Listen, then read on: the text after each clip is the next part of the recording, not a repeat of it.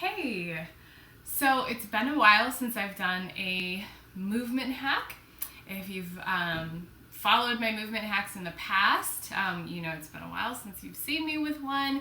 If you're new to them, what I do with these movement hacks is I just give like little tips and suggestions on how to get more movement in a variety of body positions throughout your day. As I always say, your body's just going to do what you ask it to do most often. So it has a huge range of possibilities and capabilities, physically what it's capable of. And so just to keep it, reminded that it has all this movement potential, you just have to remind it now and again. So my latest tips is inspired by some travel I just did. I went to Bulgaria to be a student in a yoga teacher and just human that I respect and admire immensely, Jules Mitchell.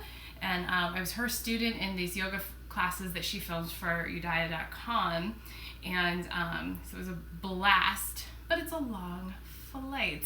So it's multiple hours there, multiple hours back. And so the longest flight is, you have connections, but the longest flight there was something like 8.5 hours, and then on the way back 11.5 hours. And I just recently, also last October, was in Australia, and that's another monster flight. So I tend to go to these faraway lands that require a lot of flying in a little tube and a little seat. And for this very movement-oriented person, I get a little movement starved. So I have learned to be very creative in airports and in airplanes. And I figured, what better movement hack than, if you are also a fellow traveler, and even if you just sit at a desk a lot, that I have some ideas for you to kind of beat that. And to that, this time it was really successful, and actually last time we went to Australia, really successful with keeping that swelling in the feet and ankles away. That's something that I've had a problem with in the past. I mean, everybody does. You're sitting and all the blood's pooling in your feet because you're not moving, and your feet are little pumps. Your body is also an aid of circulation, and so when you don't have that going and your feet are the furthest thing away from your heart, it just all fluid and everything collects down there. So I was able to get rid of that, have very little of it, and get rid of it very, very quickly when I got to and from my destinations. So I'll share with you what I did. First things is that before I get on a plane, you have to get there way early, and then you have connections and everything. So you're just in an airport doing nothing. And so most of the time we sit. There's chairs available, and that's just what we do. We sit. It's the most comfortable thing to do, so we do that. But since you're going to be in a plane, and you have no option, very, very little option, but to sit there, the thing I do is just keep moving in the airport. It's big, you have room to walk, and I just keep walking. So I find my gate, get all acclimated, what time I have to be there, and then I just motor. I go check out just little silly things in the store, go stand and read through magazines on the rack, and just walk and walk and walk. And you usually have to often you have to go to and from floors, and there's escalators, and so right to the side of the escalators are stairs. So I walk up and down the stairs. And this is even with, if I have substantial carry-on, which I do try to get as much as I can carried on the plane, I'm lugging those bags up and down the stairs and around the airport. This last time I went by myself and not with my husband, so he wasn't able to carry my bags, so I had to carry them with me. So it's just extra energy that you get to expend before you can't spend it on the plane. And so we have we have this movement quota that we fill each day, and you get to kind of use that creatively in an airport before you don't get to use it in a plane. So walking around, moving around before you get there. Then when you get to the plane and you're in your seat for a long time, here's some of the things that I do. So And by the way, you just kind of have to be okay with looking however you're looking. You have to be all right with like fidgeting and moving and doing these stretches and stuff, and who cares what anybody thinks? I don't care what anybody thinks. So, you can sit. I sometimes will just put myself right up at the edge of the seat. Not always. Sometimes I'll sit back. If the person in front of you is like jammed way back in your face, it doesn't work always to like sit right at the edge of the seat. So you just sit however you can sit. And then I'll cross my leg, cross my ankle over my knee actually. So I'll take the ankle just to top of the knee, and I'll kind of just work this leg a little bit, do some like, kind of work in this leg and hips. I'll kind of press the thigh towards the floor. You can feel some muscles in the hip working as you do that, and relax it, press, relax. And you can just do that a bunch of times. You can do some foot circles here, foot circles the other way. And I don't even take off my shoes. Guys, if people are staring at my bare feet, whatever. And then the other side, and you can keep your shoes on. I just take my shoes off so my little toes can stretch and move too. So then the other side, press, release, press, release. And then I think this is where I have been pretty successful in keeping the circulation going down through my feet, is I'll do some foot stuff. So I'll kind of spread my toes, and I work with, something I've been working on is when I spread my toes, of letting the pinky down, the toe next to it down, toe next to it down, toe next to it down, and then the big toe down. It's kind of like if you were doing this with your hands, right? So just kind of work that and the toes. And just lift my toes, spread my toes, and do some just ankle movements. So I'll lift the top of the foot towards the shin, and then press the ball of the feet down and lift the heel. So just rocking back and forth to the heel and to the ball of the foot, and like just moving in the ankle there. So what this looks like from the side is, right, heels lifting, ball of the foot lifting, heels lifting, ball of the foot lifting.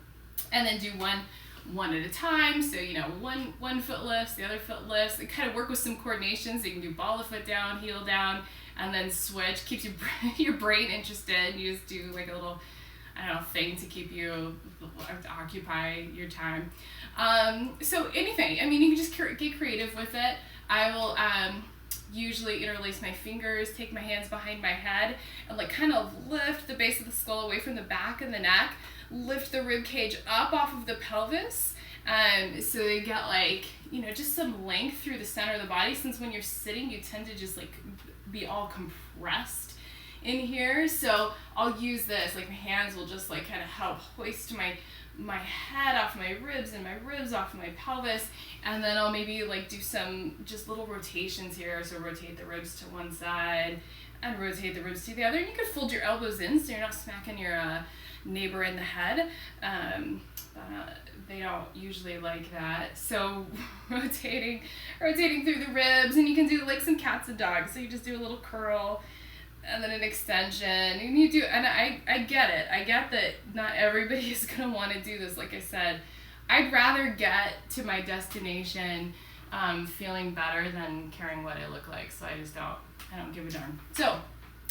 So you can do like anything you can do there. Then I came up with this time a really cool thing to do in the bathroom. So here's another thing I do. I go to the bathroom several times even if I don't have to go. I just get up and walk, go into the bathroom, and then you can just like at least just stand up in there and like, stretch and do whatever, just move around. And so this last time what I did is, excuse me, Nala, pardon me, beep beep, as I shut the lid to the toilet, so that you have the wall here, toilet seat here, and I did a lunge on the toilet. So don't judge me.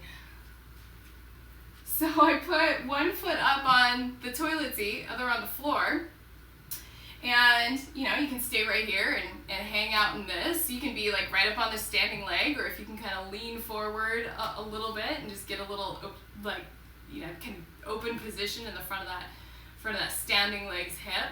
And then I do this is where like Jules Mitchell talks a lot about like doing some isometric stuff, not just hanging out in stretches, but just activating the muscles while you're in them. So what I do is push this left, I have my left foot on the chair, push that foot down into the chair and almost kind of drag it back. Like I'm trying to drag myself more to the chair by using the strength of the legs. So now I can feel my hamstrings working, and really all the muscles in the leg working, and I can feel this back leg working as I'm like kind of trying to push that foot and that leg down into the floor.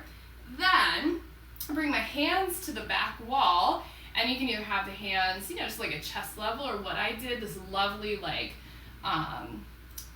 upper back stretch is lean towards the wall, walk the hands up the wall and lean towards the wall, and like kind of push the wall away with the hands so that you're not like collapsing through the shoulders, but you have like some energy, a lot of energy going through the arms. And so you can see I'm kind of in this like diagonal line from my hands down to my foot.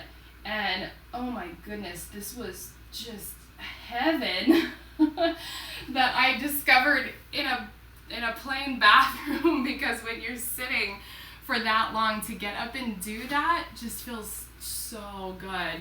So I'll do some side bends in the bathroom and just whatever I can come up with. So those are my thoughts. Oh, I have one additional one that I did. One more. When you get to where you're going, first thing I do is, one of the first things I do is lay down and put my legs up the wall and just hang out here. And I'll do some foot circles one way, foot circles the other, and just let all the blood that pools in the feet, in the ankles, drain the other way. So anyway, I hope this was useful for you if you are traveling, and you can maybe see a difference in how you feel from like maybe how you typically feel when you travel and you don't move. So let me know if you have any questions and how it goes for you if you try it. So take care until next time. Bye-bye.